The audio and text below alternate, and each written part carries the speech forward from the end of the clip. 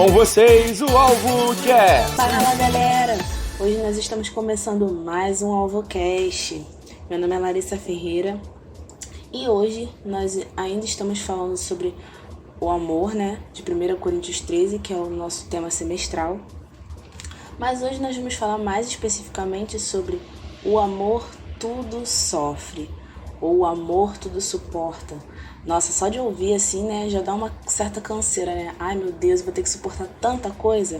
É isso mesmo, a gente vai ter que suportar bastante coisa, mas a gente vai entender melhor o que significa esse amor tudo suporta. Será que eu tenho que suportar tudo mesmo? Então, nós vamos conversar um pouquinho sobre essa parte, esse versículo mais específico de 1 Coríntios 13, para a gente poder entender o que isso significa.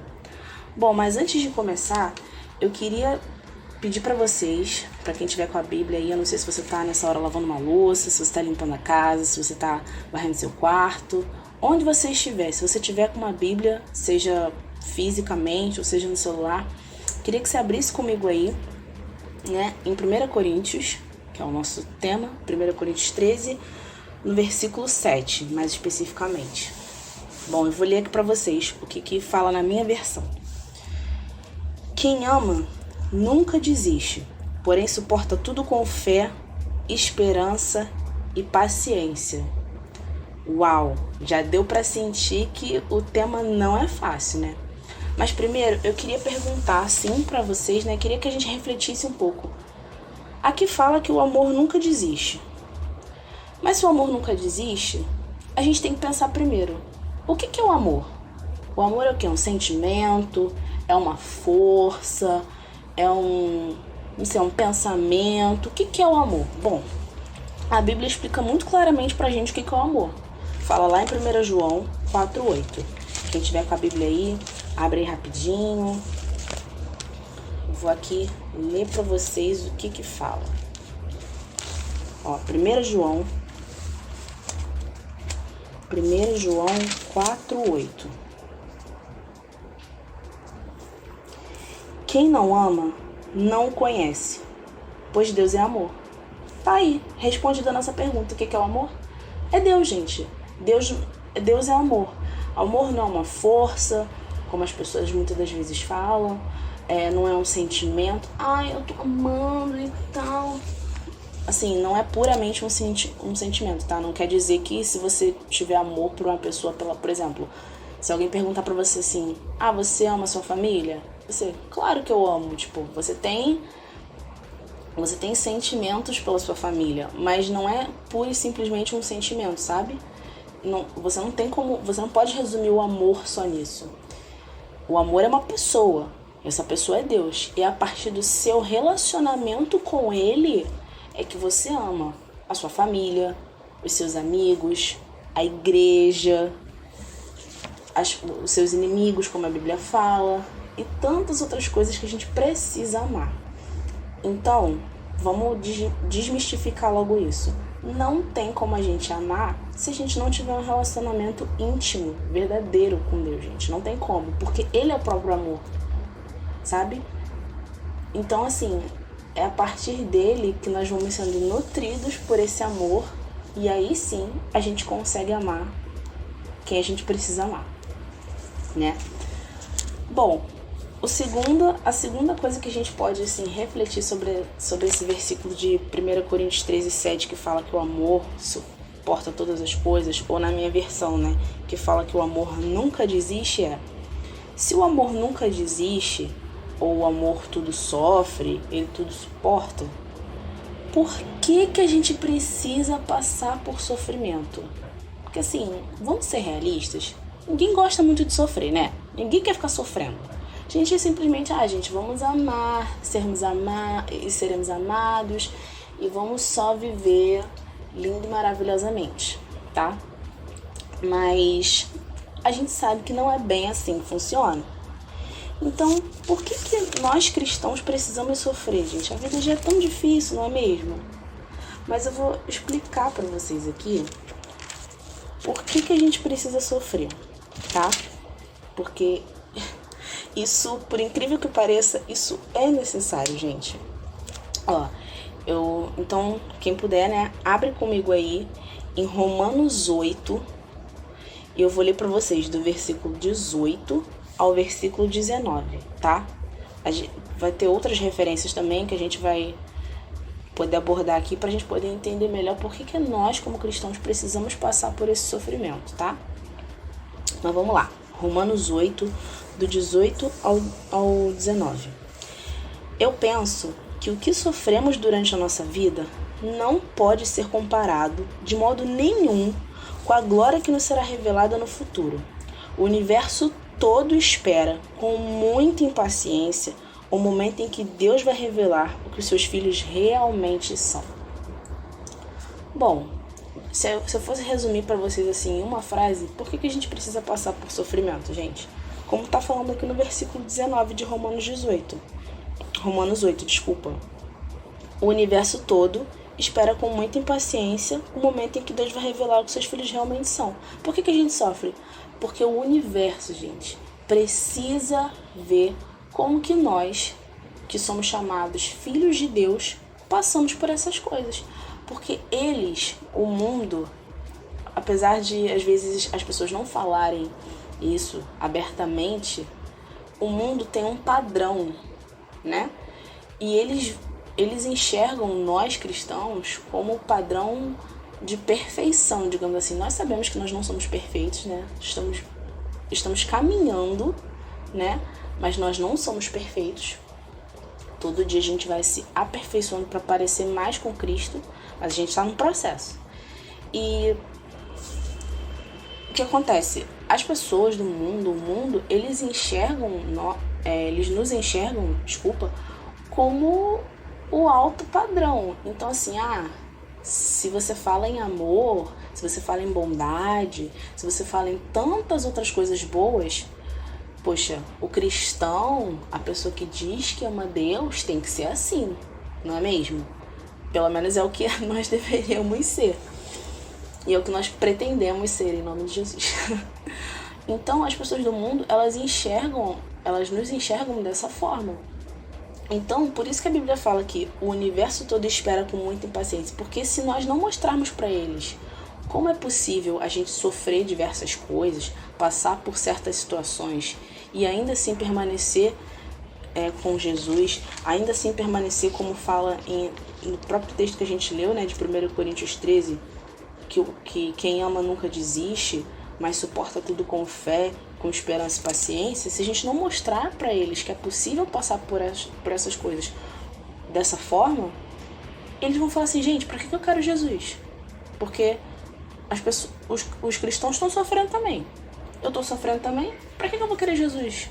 Entendeu? Então nós somos a resposta que o mundo precisa para de fato conhecer Deus, gente. Porque assim, a realidade, hoje em dia as pessoas estão cansadas de ficar ouvindo. Não que a gente não vai fazer isso, mas as pessoas hoje em dia estão cansadas de ficar só ouvindo: ai, gente, Jesus te ama. Ai, gente, Jesus tem um plano para você. A gente deve continuar falando isso? Claro que deve. Mas as pessoas hoje em dia, elas esperam atitudes, gente. Elas não querem só ver você falando que ama alguém. Elas querem ver você exercendo esse amor. E foi por isso que a gente falou lá em cima. Se você não souber o que é o amor, se você não tiver um relacionamento com amor, querido, amado, você não vai ter como fazer isso. Vai ser impossível você mostrar para o mundo e para as pessoas ao seu redor o que é o amor se você não se relacionar com o próprio amor, que é Deus. Mas existem outras referências na Bíblia, e nós vamos viajar um pouco sobre elas, sobre por que a gente precisa passar por sofrimentos. Porque assim, gente, às vezes a gente se engana muito, achando que crente não vai ter sofrimento, né? Que a nossa vida vai ser só de glória em glória, de vitória em vitória. Mas eu vou ler para vocês o que a Bíblia fala sobre isso lá em João, no capítulo 16, no versículo 33. Com certeza você já ouviu esse versículo, porque é um dos versículos mais conhecidos da Bíblia. Vamos abrir aqui rapidinho. Abrir. Olha o que fala em João 16, 33. Eu digo isso para que, por estarem unidos comigo, vocês tenham paz. No mundo vocês vão sofrer, mas tenham coragem. Eu venci o mundo. Bom, quem falou essas palavras, gente? Jesus. Foi Jesus que falou isso. Não foi o apóstolo Paulo, não foi Pedro, não foi Mateus, não foi João, foi Jesus. Jesus falou isso, gente. Então, assim, se Jesus falou que nós vamos sofrer, amigo, não adianta a gente tentar fugir. Isso faz parte da vida do cristão. O sofrimento faz parte da vida do cristão. Até para aquilo que a gente acabou de conversar, né? A gente precisa sofrer porque nós precisamos mostrar para as pessoas do mundo como é possível você sofrer, mas você não desistir. Você continuar tendo fé, continuar tendo paciência para alcançar e viver tudo aquilo que Cristo tem para você, né? Então, assim, vida fácil, Jesus nunca prometeu. Só que a gente às vezes se esquece dessas coisas. Ele prometeu que a gente teria aflições, que a gente teria problemas, mas ele disse que ele venceu o mundo. E se nós estamos com ele, a nossa vitória já é garantida, gente. Então a gente não precisa se preocupar. Pelo contrário, nós temos que confiar, nós temos que ter fé. A gente não aprende que a fé é o firme fundamento das coisas que se esperam e a prova das coisas que não se veem. Ou seja, fé é confiar. É confiar sem você ter certeza no chão que você vai pisar, no próximo passo que você vai dar. É você confiar, Deus, não sei o que vai acontecer, não sei meu dia de amanhã, não sei como é que eu vou acordar, mas eu confio que o Senhor está cuidando. Gente, isso é fé. Eu ouvi uma frase uma vez que mudou o meu conceito de fé, que é assim, nós lemos, né? A gente aprende na Bíblia, lê várias coisas e tudo mais, mas ainda assim, muitas das vezes a gente fica com dúvida, né? A gente, ai Deus, mas por quê? A gente começa a ter muitos questionamentos, porque isso é normal do ser humano. A gente tem a mania de querer saber tudo. Só que Deus não é obrigado a dar satisfação de tudo que Ele vai fazer na nossa vida. Até porque, se Ele tivesse que dar satisfação de tudo que Ele ia fazer na nossa vida, ia meio que inverter o papel, você não acha? Quem ia ser Deus não ia ser Ele, ia ser a gente, porque a gente ia ter que saber de todas as coisas. E não é assim que funciona. E uma vez eu escutei uma pessoa falar algo assim: você quer saber o que é fé? Fé é isso. Deus falou, eu creio, acabou. Isso é fé. É você crer no que Deus falou pra você e pronto, você... Assim, é o que eu tô falando. É claro que a gente vai se questionar, mas a gente não se deixar dominar por esses questionamentos e fazer disso uma raiz de incredulidade no nosso coração, gente. Porque não tem como. A Bíblia fala que Deus trabalha por aqueles que esperam nele. E esse esperam no sentido, não é no sentido de estou esperando e não vou fazer nada. Não, é você esperar de confiar. É você, claro, fazer a sua parte, fazer o que está ao seu alcance, mas você confiando que Deus tem algo para você. E que na hora certa, da maneira certa, vai chegar. Isso é fé. Bom, mas vamos lá. E a gente fica pensando assim, gente... tudo bem, eu já entendi que eu vou ter que sofrer e tudo mais. Eu não tava muito afim não, né? Mas, as pessoas esperam aí, como tá falando na Bíblia, você deve estar se perguntando, né? Que eu vou ter que sofrer para mostrar para as pessoas. Mas eu ainda não tô muito convencido. Bom, você ainda não tá muito convencido? Então eu vou ler para você o que a Bíblia fala em Tiago 1, do versículo 3 ao 5, para ver se dá uma convencida a mais em você.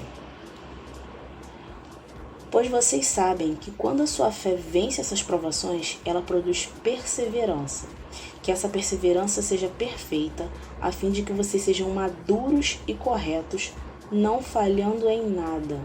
Mas, se alguém tem falta de sabedoria, peça a Deus, e Ele a dará, porque é generoso e dá com bondade a todos. Bom, Tiago está falando aqui que a gente sabe que quando a nossa fé vence essas provações, ela produz perseverança. E perseverança é o quê? É nunca desistir. Que é exatamente aquilo que está lá em 1 Coríntios 13, 7. O amor que nunca desiste. Ou seja, não é um sentimento e nada. Gente, aquilo ali é fé. Entendeu? É o que a gente está conversando aqui desde o início. A gente ser nutrido por esse amor de Deus e a gente ter confiança nele. E a gente ter confiança nele e crer que tudo vai dar certo. E a gente não desistir. Entende? E, por último, né, vamos ler rapidinho. Gente, eu sei que é muita referência, mas é preciso abrirem a Bíblia. Entendeu? Vamos abrir a Bíblia, vamos aproveitar esse momento aqui pra gente dar uma viajada na Bíblia. Entendeu? Ó, 2 Coríntios, capítulo 1, do versículo 3 ao 6. Fala assim: Louvado seja o Deus e Pai do nosso Senhor Jesus Cristo, o Pai bondoso, o Deus de quem todos recebem ajuda. Ele nos auxilia em todas as nossas aflições, para podermos ajudar os que têm as mesmas aflições que nós temos. E nós damos aos outros a mesma ajuda que recebemos de Deus. Porque assim como tomamos parte nos muitos sofrimentos de Cristo, assim também por meio dele participamos da sua grande ajuda. Se sofremos, é para que vocês recebam ajuda e salvação. Se somos ajudados, então vocês são e recebem forças para suportar com paciência os mesmos sofrimentos que nós suportamos. Gente, o que Paulo está falando aqui?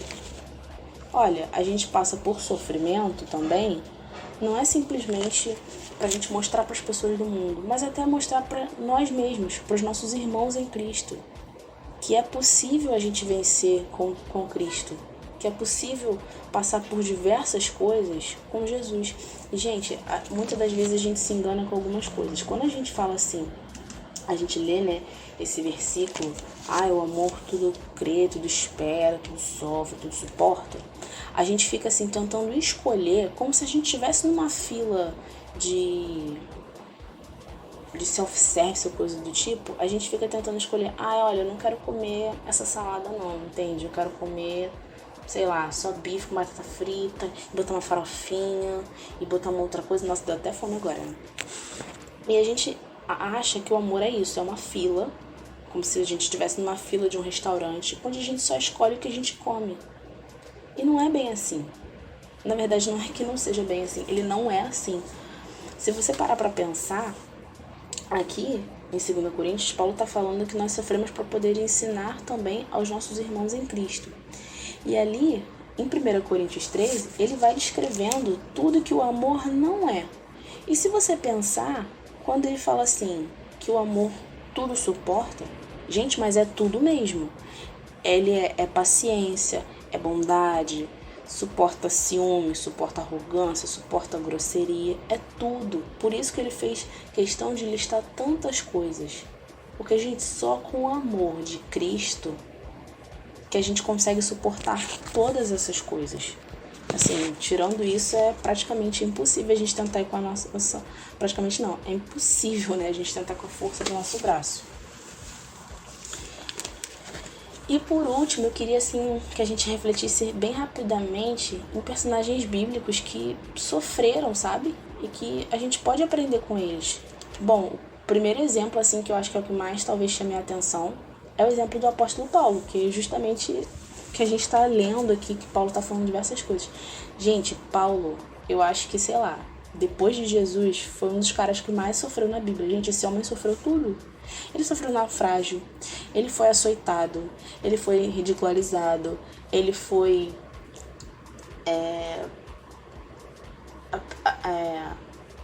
expulso de cidade e tudo mais. Gente, assim, Paulo sofreu tudo. Mas sabe o que é tudo? É tudo no sentido amplo todo da palavra. Quando a Bíblia fala que é tudo, sabe? Então, assim, gente, ele sofreu demais. E ainda assim, conseguiu permanecer com Cristo até o final, gente. O próprio Jesus. Aí você pensa assim, mas Jesus é Jesus. Gente, mas a Bíblia fala que ele se fez homem